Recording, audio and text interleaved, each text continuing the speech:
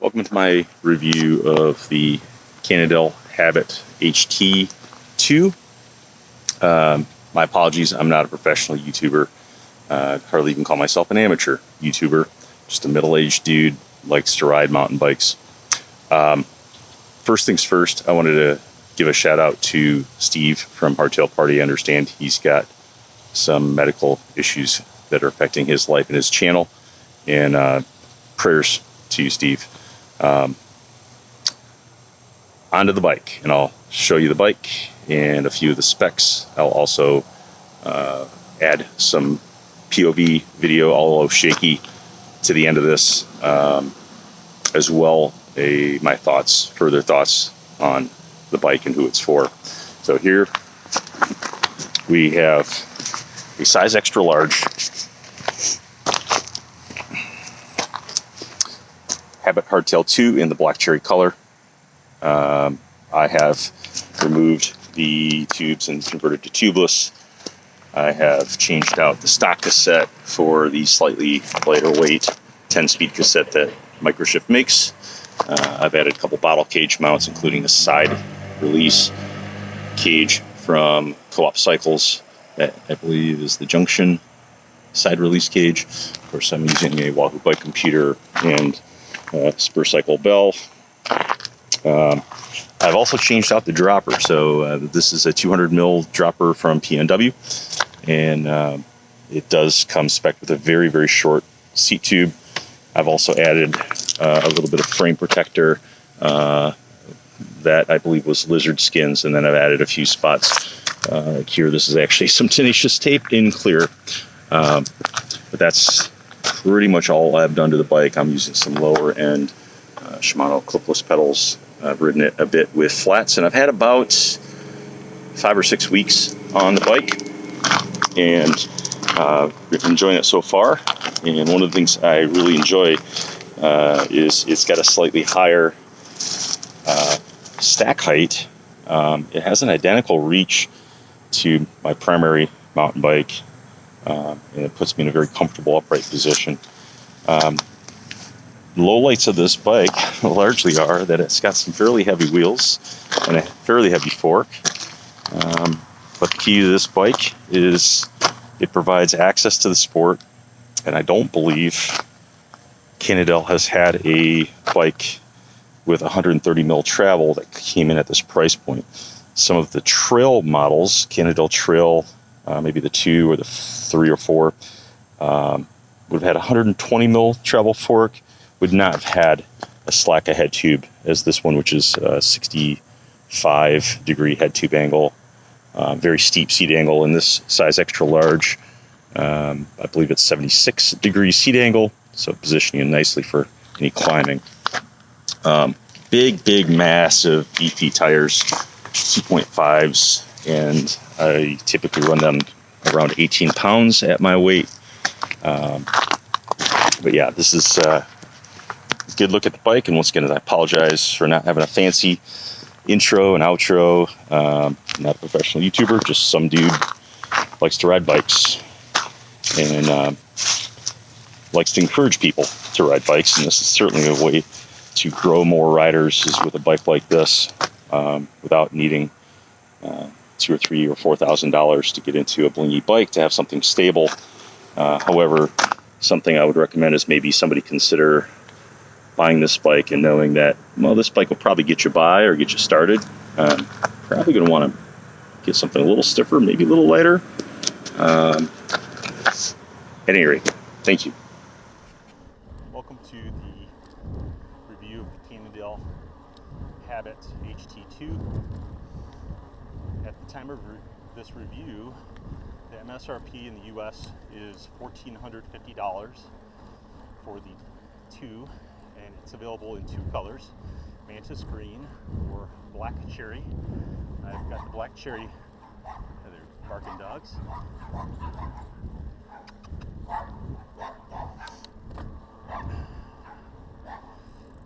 And we'll get right to the elephant in the room on this bike. This bike is heavy. So at a size extra large, this tipped the scale somewhere around 34 pounds with inner tubes in.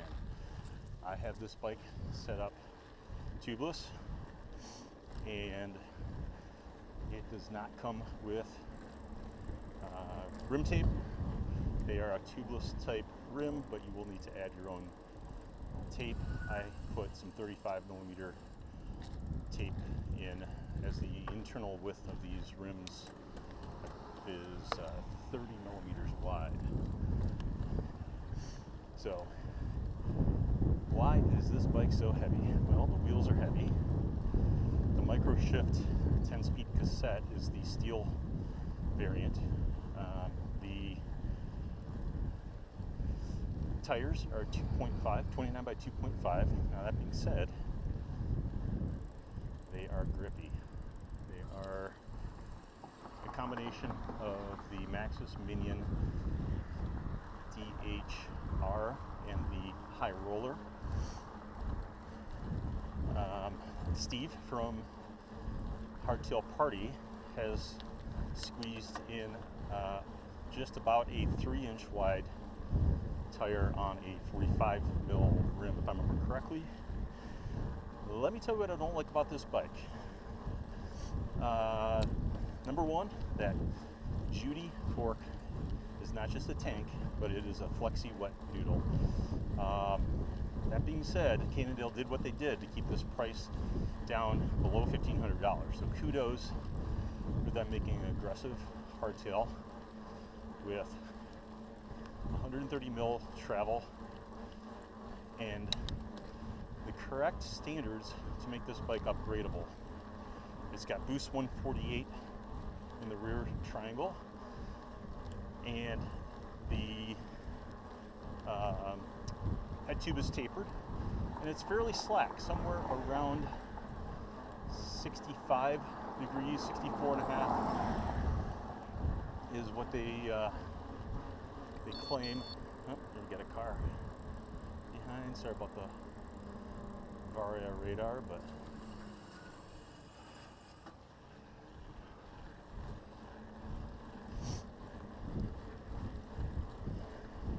so indeed, this is a absolute beast in a tank, and it's in the size that I'm riding. The reach comes in at 500 mil, which is identical to my full suspension bike. The posture that I have on this bike is a little bit more upright because of that steep seat angle. So I feel like I'm in a pretty comfortable position. Some interesting things about this bike is while it has a fairly slack head tube angle, it does not have a very tucked rear end. And I believe chainstay length comes in at 440 mil, which makes the bike feel very planted and stable. And with that slightly aggressive head tube angle, it definitely pays dividends to lean this bike into corners and let those corner knobs hook up. So I think Cannondale's goal with this bike was to get a proper trail bike with a single chainring, hydraulic brakes, tapered head tube, ISCG tabs for a chain guide or a bash guard. It has an external bottom bracket, it has an off-brand crankset, and it has micro shift Avon X, which I've got to tell you has been the most pleasant surprise of this bike so far. The hydraulic brakes are from SRAM. They are the level brakes, kind of chunky on the clamp, but so far they are capable stoppers, and I'm a fairly large guy, so while when I can I will go fast, these have done a good job of controlling my speed and stopping the bike and keeping me in control. When I converted to tubeless, they seated perfectly. I put some PDs valves in and some PD sealant and I haven't seen any weeping. And so far so good with that combo. The bike does not ship with tubeless valves, and once again does not ship with the rims pre-taped, other than a plastic strip to protect the tube that's installed from puncture from the holes in the rim. Now, aside from that Judy suspension fork, which is extraordinarily thin for a bike so capable, my other beef with this bike frankly has to do with the dropper size that comes on the bike. And I see why Cannondale is a little conservative with the fact that they're supposed to ship this with a 130 mil dropper. Mine came with a 120 in the extra large, which frankly didn't matter, as I was going to replace it with a 200 mil dropper. Okay, so a few of the things that I've done to this bike. Number one, I already mentioned, converted it to tubeless. Number two, added a little spur cycle bell over here. Very useful, not just on the trail, but if I should choose, like today, to commute to work on the bike. Other differences or changes I've made to the bike: I swapped out the stock cassette with a microshift cassette that has a little bit more aluminum in it. Very reasonable way to drop a little bit of weight off the back side of this bike. At some point I will replace that Judy suspension fork. My primary bike has a Pike Ultimate. I've grown to really like that fork and how it performs. I may swap that over to this bike, or I may just pick another Pike up and use that on this bike in the future. That would really lighten up the front end, but also make it more responsive and more reliable and more predictable in chunkier terrain.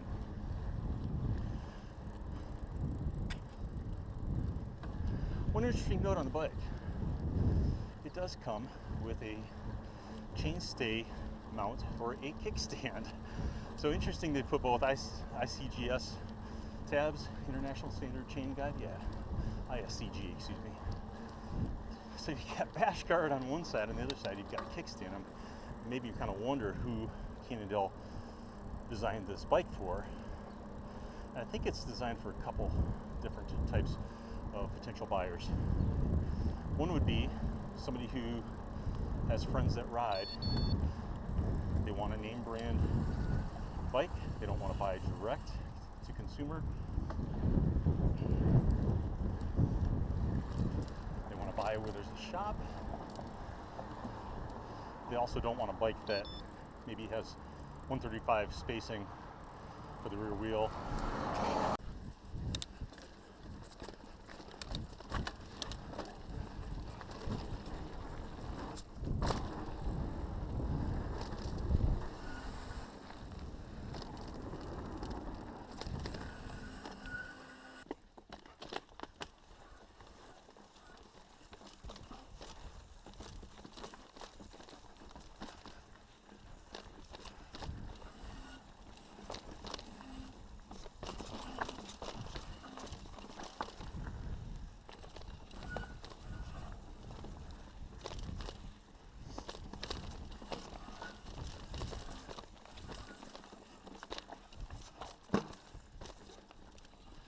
Cool little tacky section.